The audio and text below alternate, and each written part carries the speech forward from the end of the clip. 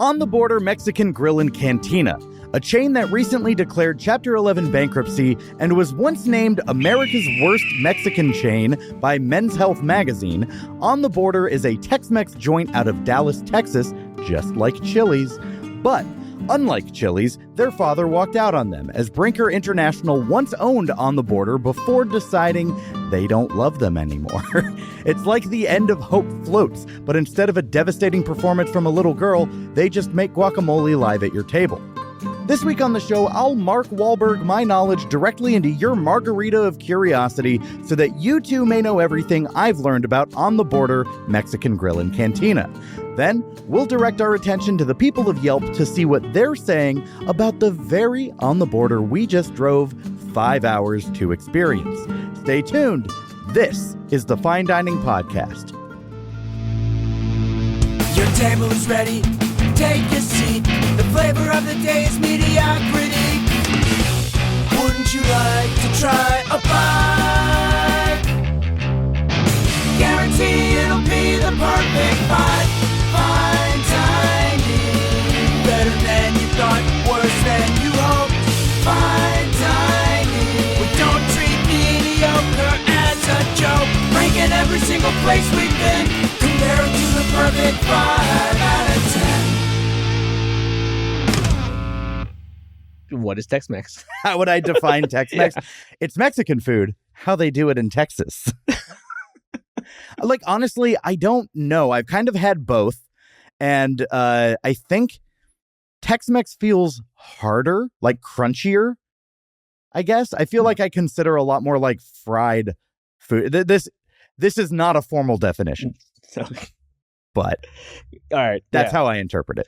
Yeah, the only thing that I know about Tex-Mex is that they put chili beans on their burritos and call it a wet burrito. Is that accurate? Or a wet burrito feels like an LA thing to me. Okay. But beans, yeah, that's something that I guess I grew up seeing. I feel like every Mexican plate, or every Tex-Mexican plate had beans on it. But yeah, I don't know. All right. I'm not helpful. Yeah. Hello, and welcome to the Fine Dining Podcast, a quest to compare all restaurants to Chili's. I am your host, Michael Ornelas, and in this podcast, we learn the history of our favorite restaurant chains 1 week before seeing how they compare to Chili's in week 2. This week on the show, it's all about the history of On the Border, which was at a time one of the most prominent Mexican chains in the country. And joining me to talk all about it is a podcaster who completes the set for me, so to speak, as his co-host of the Geek Off the Street podcast has already joined me for an episode on Sonic Drive-In. If he were a comic book, he'd appraise as a 9.9 in mint condition. It's Trent Tucker. Thank you for having me, Michael. Hello, welcome. I do not want to bring up the fact that, well, I will bring up the fact that Mark was first on your show. Yeah. But I'll leave it alone at this point. Yeah. Well, I mean, there is an expression of saving the best for last. Good save. I don't think that's what I did. But that is a way you could, no. No, I went in alphabetical order. All right. I was trying to think of the letters of our names, but yeah, all right, you're right. That was a Hail Mary. I didn't even think about him when I said it, and if it would have been wrong, I would have just been, well, reverse alphabetical. Yeah. But, well, thanks so much for coming on. Especially thanks for making this really long drive. For a little bit of background, you live in Riverside, which is like, what, hour and a half, 2 hours outside of LA? Yes. And there was an On the Border restaurant down there in Eastvale, very close to you, right? And I was like, oh, that'd be the perfect place for us to go.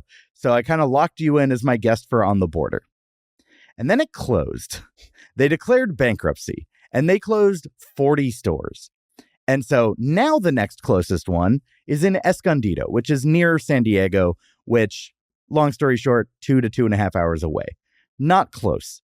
You drove from Riverside to me this morning and then hopped in my car, and then we drove 2.5 hours the other direction to go to On the Border, eat there, drive back, and then you're going to have to drive back to Riverside. So, like, this is a full day on the road for you. So thank you so much for doing it. That's the point I'm trying to make. Oh, yeah. Thank you for having me, man. Totally worth it, I think, so far. Yeah. But I will say I did try to go to the On the Border one in Eastvale last week to see if it was still open, just to make sure. Trying to scout the joint. Just to see if I can. Yeah. Had you ever been? Never. Yeah. I'm a bit of a Mexican food snob. Grew up in Southern California, so that was probably the main reason why I didn't want to go. Yeah, I mean, I do find that like with Mexican food, mom and pop restaurants are just almost always the way to go. I can't think, actually, always the way to go. I can't think of a single Mexican chain that outshines like just my local. There's a place in North Hollywood called Mucho Mas, and it's just such a charming Mexican atmosphere. It's a one-off restaurant. Pretty sure it's just like family owned. They had a fire a few years ago and they were out for like almost 2 years, and then they opened back up and I was so happy. And I've been there a few times, and they're one of the few places, like usually when I find a restaurant, I get the same thing.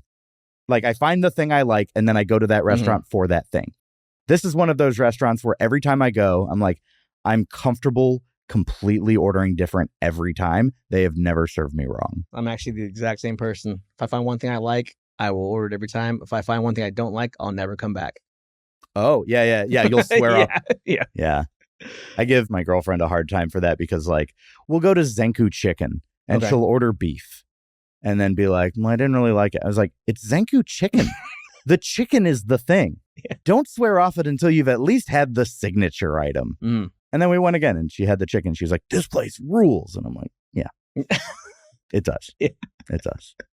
Okay, so you have no history with On the Border other than trying to scout it out. Yep. I don't have any history with On the Border beyond just knowing it, like knowing of it. And I know of it because I remember seeing its name on Chili's gift cards as like another place where that currency was good at. It's like those two and Maggiano's Little Italy. But now On the Border has new ownership, and we will get into that. But yeah, I'd never been. And I always thought that the name, like, it's not racist, but it feels like it's fine. It's really racist adjacent. It's not racist. It's not. But it doesn't feel like you're allowed to say it.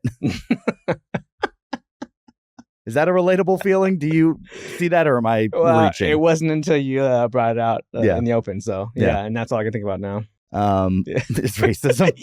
Yeah. That's a pattern from your drive today. Yeah. It was just constant. I was like, you can't use that slur. Yeah. Anyways, we're going to cover the history of On the Border. We're going to jump into this week's Eat Deets.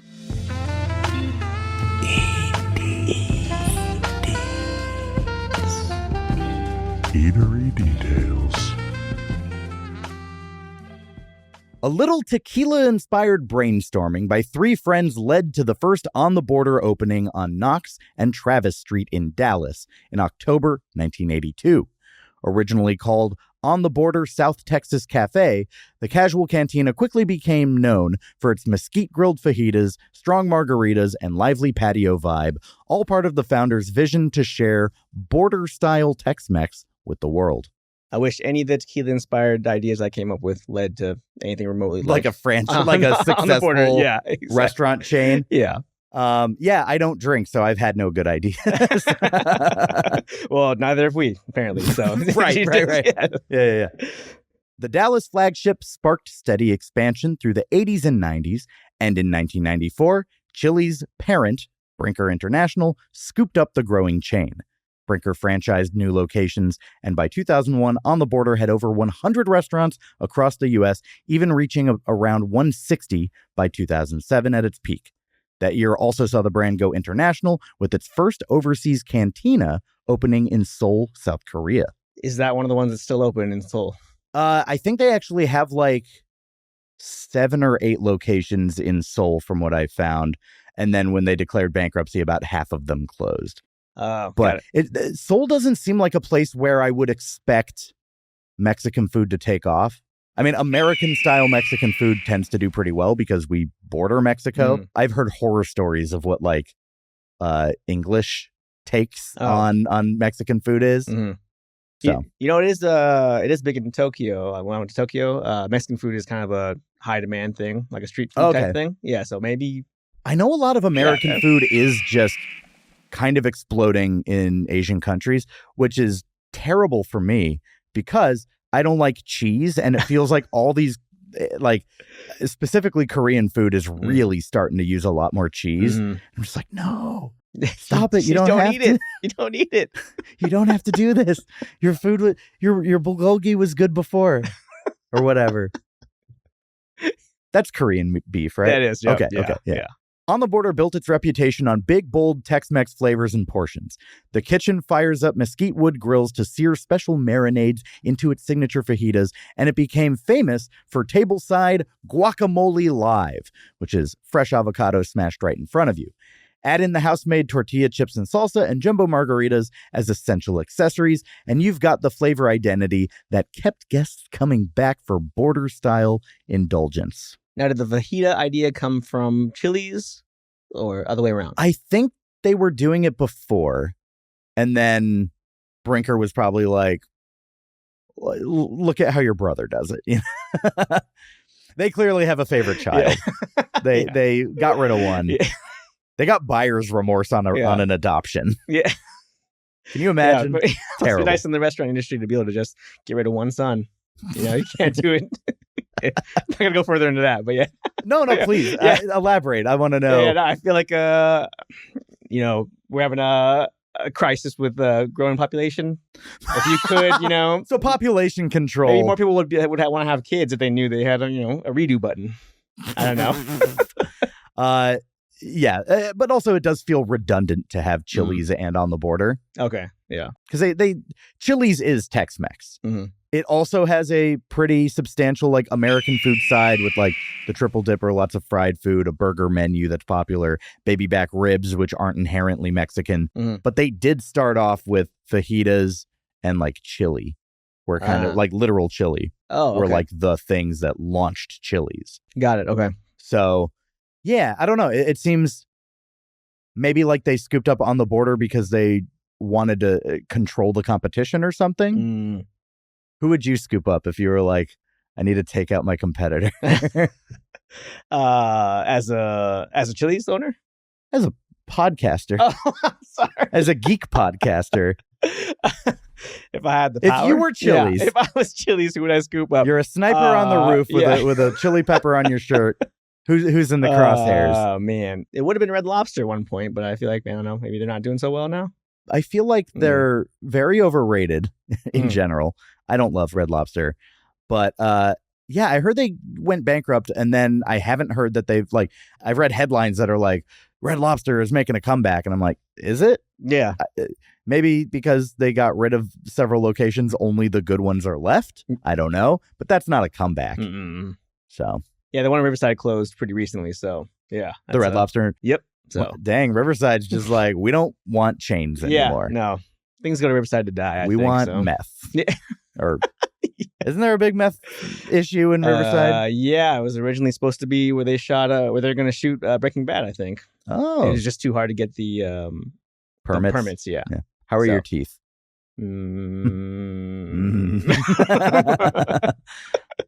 Back in 2007, On the Border rolled out a quirky ad campaign themed Why? Because You Can, featuring talking Mexican folk art masks on the walls, lusting after the food. The playful commercials, On the Border's first TV ads in years, captured the chain's fun-loving vibe, essentially encouraging guests to treat themselves because you can. And the person in charge of making that decision, what was their ethnic background? Oh, I don't feel like I'm allowed to speculate. But it very much just feels like that is the most American campaign that you can have. Mm-hmm, mm-hmm. Just like, yeah, sure, why not? There's no consequences. Yeah, yep. I don't know. I've tried avoiding talking about calorie counts lately, just because they're just so different for everyone in terms of what they mean and all that. And but On the Border is kind of next level. Like, the veggie fajitas were 1,300 calories on the menu. That is crazy. And then for that same place to be like, why? Because you can. Seems weaponized. Yeah. Right? Yeah, to say at least. Yeah. Yeah. Like, what vegetables are like free. Yeah. Yeah. No, I mean, I wondered what the meat component of the vegetable fajita was. Was it more bell peppers and onions, or? Oh, you mean like what the substitute was? Yeah. Yeah, I speculated it might be cauliflower, but I really don't know. It may have just been the bed of veggies that your steak or chicken or carnitas or shrimp would have been served over. Anyways, I don't know. But that's crazy. Yeah. A vegetable dish that's like 2/3 of your daily calorie, like recommended. Nuts. Yeah.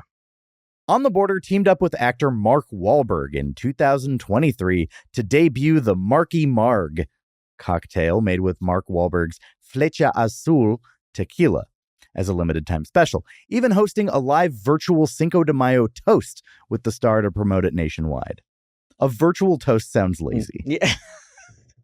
What year was that? 2023. 2023. Just 2 years ago. Oh, right. All right. So how's this restaurant doing? Is that a right? Is that a right comparison to say What, Wahlburgers? Yeah. I think I've given zero of my mental bandwidth to Wahlburgers. Yeah. I've never been. I don't really care that much. Maybe I'll try it someday. I'm not opposed to trying it. I just don't care. Right. Now, I think the connection I'm trying to make is that I thought the restaurants weren't doing well. So pairing him associated with food to promote a drink for a different company. But this was his tequila company. So, okay. So it wasn't even like linked to the burgers. But yeah. I don't know. Just the idea of like, hey, let's get Marky Mark on a Skype and he'll just raise a shot glass and everyone at an On the Border nationwide will be like, Happy New Year or whatever it is when the Marky Mark drops. Yeah. Now I want one of those because I saw him on a screen. Yeah. I don't know how excited I'm getting for a virtual toast. If Mark Wahlberg came into the On the Border that I was in, I would also probably not care that much. The same thing. Yeah. I still wouldn't have bought the drink. I would be like, okay, cool. Yeah. You wear your underwear on the outside. I'm sure you would hate to hear that. Yeah. He would ruin my career if you heard me say that. I think he would ruin my career. Over the years, On the Border has hit a few bumps. A 2012 salmonella outbreak at the On the Border in Washington sickened over 100 patrons and led to a flurry of lawsuits. And in 2019, the company paid $100,000 to settle an Equal Employment Opportunity Commission lawsuit after employees at a New York location were caught racially harassing a black coworker with slurs. Can you be specific about the slurs? I literally can't. I'm not allowed. Can I be specific about it through a quarter of you is allowed to? Yeah, all right. You were breaking down your background to me, so you are mildly allowed to. Yeah, I get a number of passes here and there. Yeah, so I don't know. I cannot say Mexican slurs, and I'm a quarter, but not that it's like on my wish list. I'm not like over here like dying to like throw slurs around. But sometimes you're like, but could I? Yeah. Can I get away with it? You can't. Don't do it. The menu's hefty calorie counts have drawn fire too.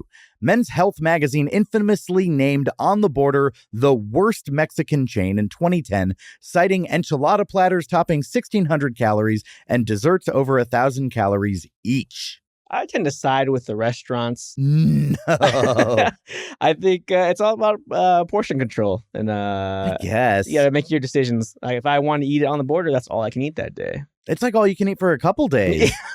Yeah. Like, I didn't want this food to go.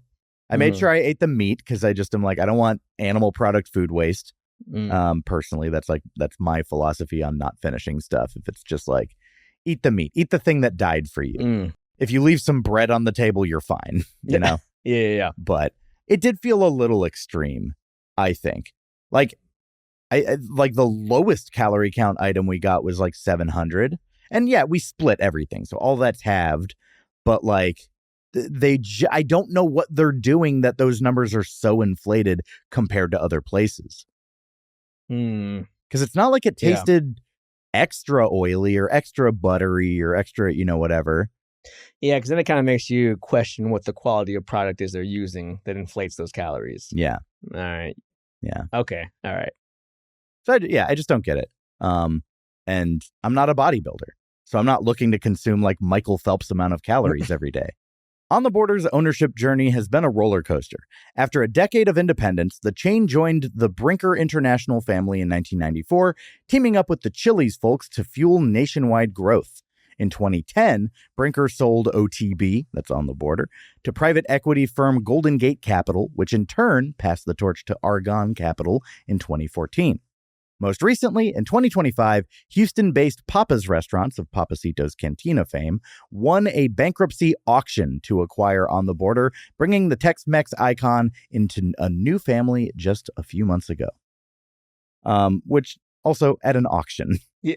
They weren't even pursuing it. They were just like, well, yeah, if it's there. guess we could take it. Yeah. Are all those companies real companies? They sounded like There are a lot of like hedge funds. Okay. And, like, yeah. Some weapons testing in there. Sounds like, I don't know. Argonne. I don't know. Argonne, yeah. it seems Argonne like, does feel like the bad guys in a comic book. Yeah, exactly. Yeah. It's like, yes, and we'll put the toxic waste into the fajitas. Yeah. Yeah. Boosting the calories. Excuse me, do you have the nutrition facts for your plutonium? Yeah. Is there a label on this? I need to track my macros. Yeah.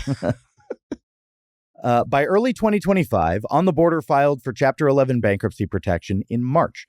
The company had been struggling with high labor costs, inflation, and slumping dine-out traffic, and even closed 40 locations to stem its financial losses.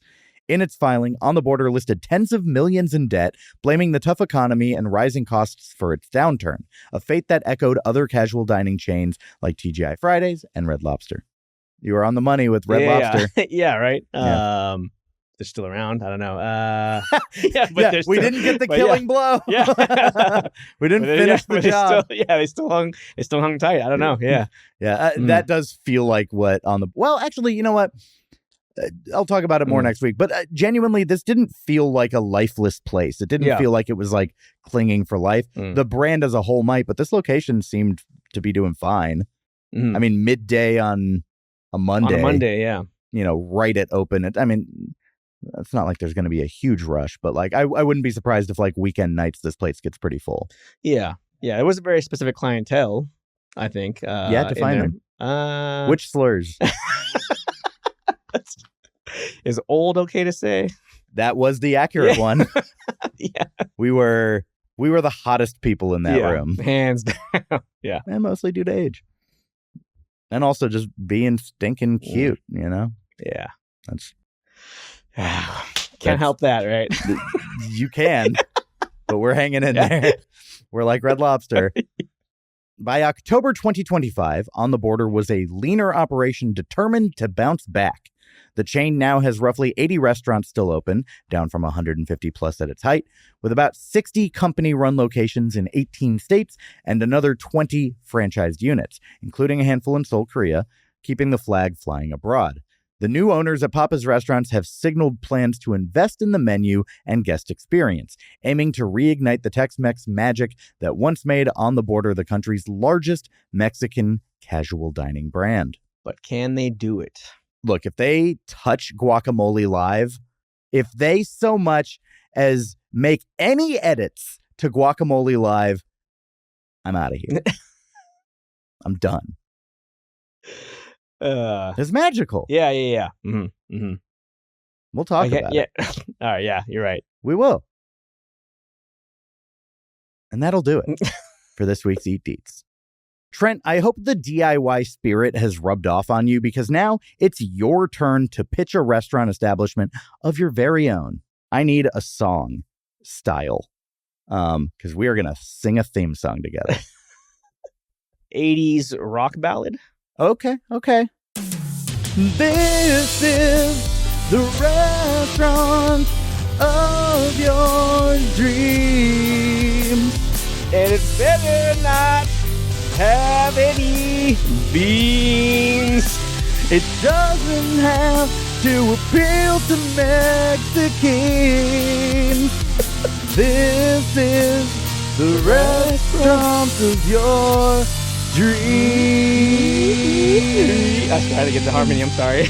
I couldn't find it. Trent, I want to know what you are doing to shake up the world of casual dining with your very own dream restaurant concept. Something that if I pitch to my parents, they'd tell me they're proud of me. It must be practical, delicious, memorable. 3, 2, 1, go. Let's hear it. My dream restaurant is it's called the International Ramen Station. It is a ramen shop in wait for it, space. Okay. I was in a different place. I was like, IRS? Is this about taxes? You should get the connection. Okay. Yeah. Well, my first name But idea. our tax dollars can pay for it. Yeah, This can exactly. be like an offshoot of the International Space Station. Okay. Yeah. So it's a ramen restaurant in space. Yep. So the gimmick of this is that you're in an anti-gravity situation, right? And you're serving the messiest food? Yeah. All right. So here's the caveat, though. So in Japan, ramen is more of a singular person dish. You sit at kind of like either a cubicle and they'll slide the ramen to you, or it's like a bar, 10, 12 seats in the whole restaurant. Uh-huh. So it's kind of a you experience by yourself typically. Yeah. So in my ramen shop, you will be put in this box situation. Anti-gravity comes out and it'll shoot the ingredients, the broth, the fats, the noodles, the toppings, and you gotta catch it, enjoy it. Straight up, this sounds like those Japanese game shows. Exactly. Yeah. Yep. There's got to be a camera in every booth, and like you just see people like. The one that I've seen over and over is the one where like there's like an alligator and people are wearing meat on their heads and they have to like poke it up through like you've seen that clip, right? Yeah. I don't know what it's from, but that's the vibe I'm getting. You should put an alligator in there, by the way. Anti-gravity alligator. Anti-gravity alligator. Coming in through with 0 G's. Yeah, I don't know. Yeah. Yeah, no. You're expecting me to go on, and I could. I'll make a whole song about 0 gravity alligator, but I won't. Or anti-gravity. Yeah, whatever. Anyways, this is your thing. Yeah. So no alligators. Yeah. So ramen is made up of 5 specific components. And you can either eat it separately, you can deconstruct it in my place, you can try to catch it all together and eat it all at once. And that's my shop. Are you in a spacesuit or are you like? No. Okay. We do not provide. You're just turning blue in the face. I can't. Yep. Well, I guess. No, I'm mixing up 0 oxygen and 0 gravity. Yeah, Those are different. More things. of a space station situation. Yeah. There will be for the normies, a place where you can sit down and eat if you want and have a nice view of the Earth. That's stupid. But that's stupid. Yeah. You should put a separate table there, but they have to wear dunce hats. They have to admit that they're kind of dumb for not playing along with the thing. What I'm concerned about is. There's a lot of expensive electrical wiring in a space station, and you're just souping all over the place. You're brothing, you're slipping and sliding. Who's cleaning this up? So it'll. Or are you in a giant plastic bag? Yes. So you're in a plastic tube, right? And so as soon as you cut the gravity, all the stuff just falls to the bottom, and there's a vacuuming kind of cleaning situation that pushes it all out into like a trash tube, and so it washes it all out, and then just keeps it clean every time for each use, and then we install the big fans in there. Like, you ever seen those those kind of games where you stand in the tube and they shoot money out? The money? It'd be like that. But a money tornado. That's for drying it though. But a ramen tornado. Yeah, that sounds horrifying. And I would absolutely do it. And by the way, I lie to so many of my guests that I would participate in their restaurant. This one I would. Well, I'm honored, Michael. I'm honored. Great. Well, one last time, just the final line of that theme song. This is the restaurant of your dreams.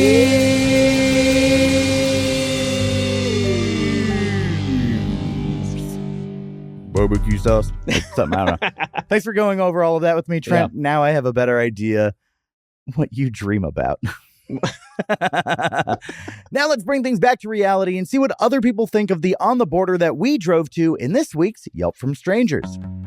We need a little Yelp, a little Yelp from strangers. A 1-star, 2-star, 3-star, 4 or 5. So get a little Yelp, a little Yelp from strangers. A little Yelp. Give us those complaints while you literally whine and die.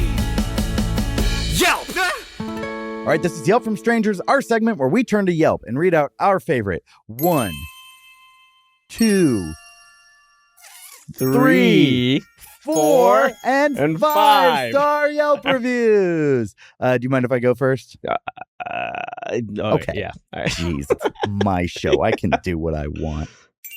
5-star review. All right, this is a 5-star review. This is from Robbie G. from Escondido, California on October 7th, 2016. I'm going to read this like I'm like a Saul Goodman level like TV lawyer because just the cadence of this review is what tickled me. Like tacos? Me too. That's why I choose On the Border Mexican Grill. Their tacos are absolutely divine, as was my experience. Shout out to our waitress, Christine, who kept the ranch flowing and salsa always on deck. It's refreshing to eat at a place that isn't all stingy with the chips. What's up with that? A man is just trying to get his chip on, but all these other spots are being like, nah. Anyways, if you love tacos and amazing service, hit up On the Border Mexican Grill and ask for Christine. She can hold like 10 plates of food at once. Shit was crazy. That was a real Yelp review that a human being wrote. I wonder if he said it with that same kind of gusto in mind, the way you read it. He typed it with that gusto. Yeah. It was all caps lock. He's like yelling. Yeah. Shit was crazy. Yeah, people can balance. Actually, I'm downplaying it. I do think that's very impressive to be able to like bust 10 plates at once or carry out 10 plates. Yeah. I'm sure it wasn't 10. I don't know. Am I a hater? Yeah. Am I a doubter? How many plates do you think you could carry? If I were to pick up like all, let's say you're bringing them out from the kitchen, so they're also kind of hot. Oh, okay. Safely. No.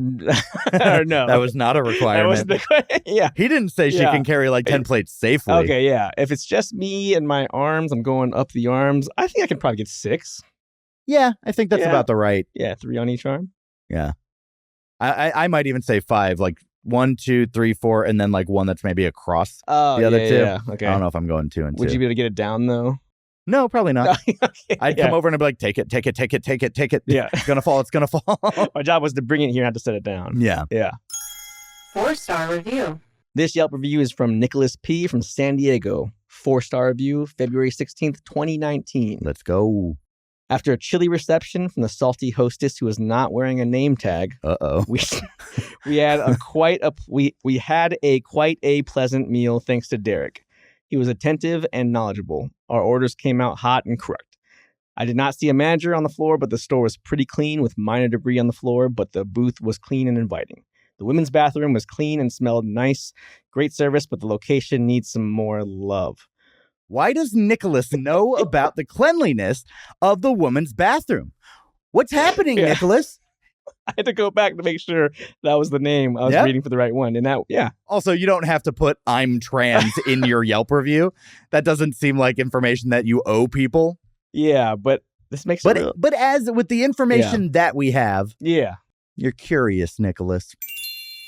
Hey there, it's me, Michael. And now that we're in season 4, I'm adding more content to my Patreon.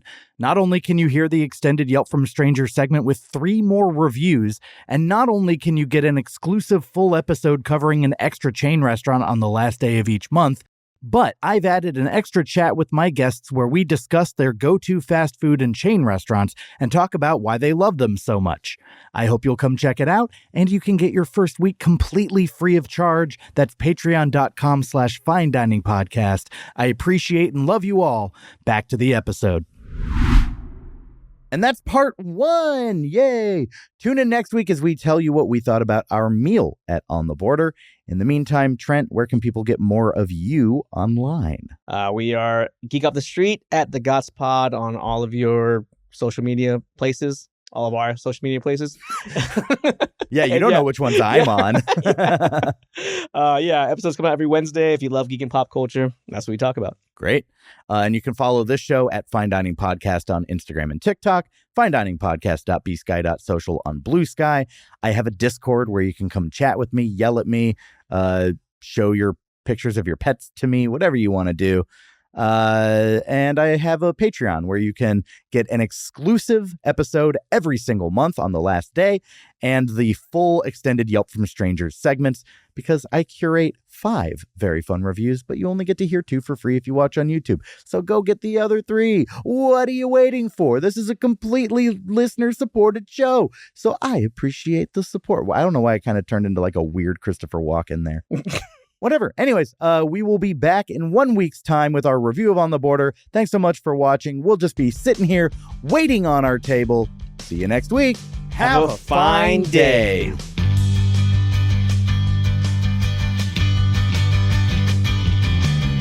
Waiting on a table. The step is done and we had some fun. Now we're waiting on a table.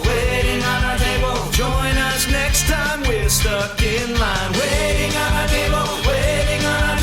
We're so hungry, Tommy's grumbling. Waiting on a table. We gotta continue our search for mediocrity. Yeah. Waiting on a table. We'll be waiting, anticipating, and waiting on a table. Shrink me in next week, we're digging in, 'cause we're waiting on a table. Got an appetite, but just sit tight, 'cause we're waiting on a table. Search will continue when we see you next week. But until then, we're just waiting on a table.